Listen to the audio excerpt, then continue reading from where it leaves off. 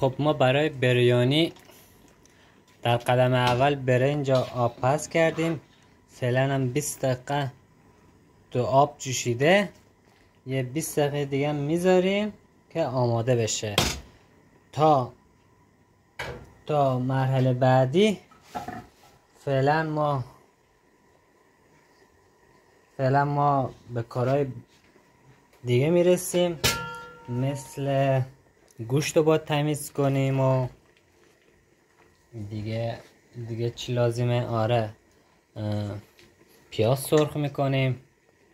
فعلا همین تا ببینیم. آره یه خورده نمک هم باید برزه. خانم بریز خانم بریز. آفرین.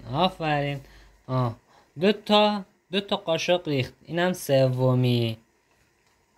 بسشه؟ آره فکر کنم بسشه. خب میریم تا هم بزنیم.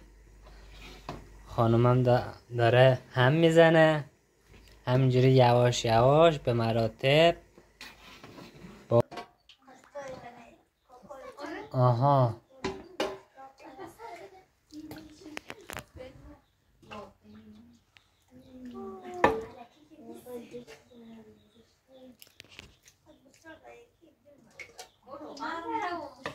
خیلی چرب داره، گرمم بود. بفرمایید.